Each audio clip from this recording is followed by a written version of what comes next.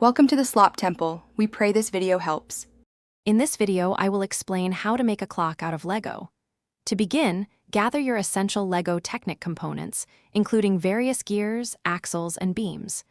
You'll need a sturdy base plate, ideally at least 16 by 16 studs, to provide a solid foundation.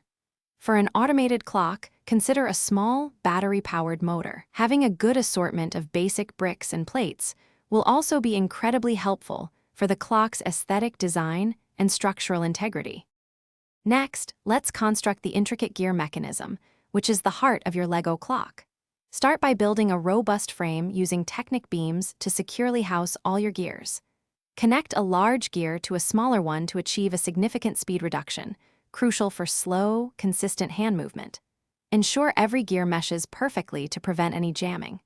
Aim for a gear ratio that allows for precise, gradual rotation, mimicking a real clock's movement. Now it's time to add the clock face and hands, making your creation functional and readable. Design a clear, easy-to-read clock face using flat Lego tiles or plates, perhaps marking the 12, 3, 6, and 9 o'clock positions. Attach two distinct hands, one shorter for hours and a longer one for minutes, to separate axles. Make sure these hands are securely fastened but can rotate freely without obstruction. Different colors for the hands can enhance readability. Finally, let's motorize your Lego clock and add those finishing touches. Integrate a small Lego motor to efficiently drive your carefully constructed gear system. Calibrate the motor's speed precisely to ensure accurate timekeeping, which might require some trial and error.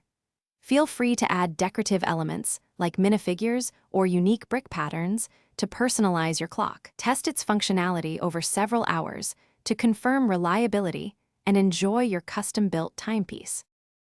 Thanks for watching. Consider subscribing if we helped you.